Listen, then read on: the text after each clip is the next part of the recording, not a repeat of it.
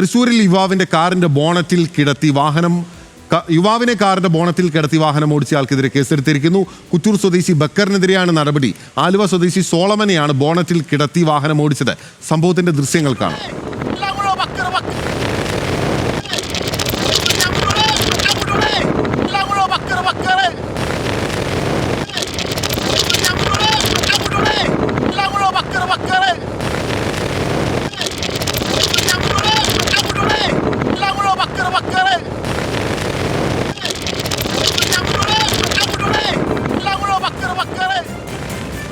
Levin K Vijayan നമുക്കൊപ്പം ചേരുകയാണ്. Levin, ഇത് ബോണറ്റിൽ കിടത്തി യാത്ര എന്ന് പറഞ്ഞാൽ കുറഞ്ഞു പോകുമല്ലോ. ഇത് ബോണറ്റിൽ കിടത്തി യാത്രയല്ലല്ലോ, ശരിക്കും പറഞ്ഞാൽ ഇടിച്ചു കൊണ്ടുപോവുകയല്ലേ മുന്നോട്ടേക്ക്? ബിനിൽ, തീർച്ചയായും ഒരു കൊലപാതക ശ്രമം തന്നെയാണ് നടന്നിരിക്കുന്നത്. അതിൻ്റെ ഏതാനും സെക്കൻഡുകൾ മാത്രമുള്ള ദൃശ്യങ്ങളാണ് പുറത്ത് വന്നിരിക്കുന്നത്. അതിൻ്റെ ഭീകരത നമുക്ക് ആ ദൃശ്യങ്ങളിലൂടെ പൂർണ്ണമായും വ്യക്തമാകുമോ എന്നുള്ള കാര്യം മനസ്സിലാക്കാനാവില്ല. പക്ഷേ ഇതൊരു കൊലപാതക ശ്രമമാണ്. ഇത്തരത്തിൽ ഇയാളെ 5 കിലോമീറ്ററോളം ദൂരത്തിൽ ബോണറ്റിൽ കിടത്തി അതിവേഗത്തിൽ വാഹനം ഓടിച്ചുകൊണ്ട് പോവുകയാണ് ചെയ്തിട്ടുള്ളത്.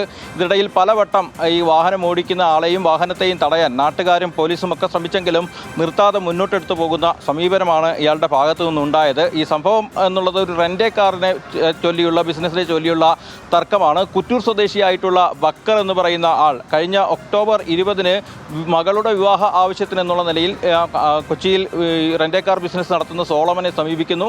സോളമൻ്റെ കയ്യിൽ നിന്ന് വാഹനം റെൻറ്റിന് വാങ്ങുന്നു. പിന്നീട് ഈ വാഹനം മടക്കി നൽകുന്നില്ല. പോലീസിൽ പരാതി നൽകി സോളമൻ അന്വേഷണം നടത്തുകയാണ്. പോലീസിനൊപ്പം തന്നെ സമാന്തരമായി വ്യക്തിപരമായുള്ള ഒരു അന്വേഷണവും നടത്തി. GPS ലൊക്കേഷനുകളിലൂടെ കാറിനെ എരുമപ്പെട്ടിയിലുള്ളതായി കണ്ടെത്തി. അങ്ങനെ സോളമൻ ഇവിടെ എത്തി. ഇന്ന് രാവിലെ ബക്കറിനോട് കാറ് തിരികെ വാങ്ങാനുള്ള ശ്രമം നടത്തുമ്പോൾ കാറ് തടഞ്ഞു നിർത്തി മുന്നിൽ നിന്ന സോളമനെ ഇടിച്ച്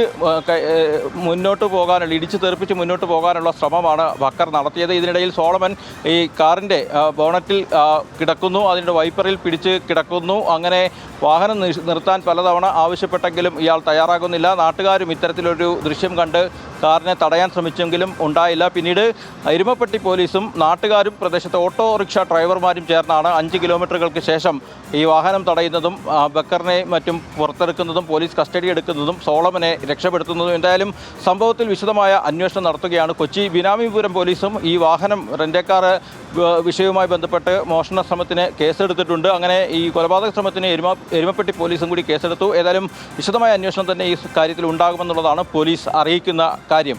വിനിൽ, ശരി. അപ്പോൾ ഇത് യഥാർത്ഥത്തിൽ ഒരു കൊലപാതക ശ്രമം തന്നെയാണ് എന്ന വിധത്തിൽ തന്നെയാണ് മനസ്സിലാക്കേണ്ടത് എന്നും ലെവിൻ പറഞ്ഞു വെക്കുന്നുണ്ട്. ആ ദൃശ്യങ്ങൾ ഒരിക്കൽ കൂടി നമുക്ക് കാണാം ശബ്ദത്തോടെ.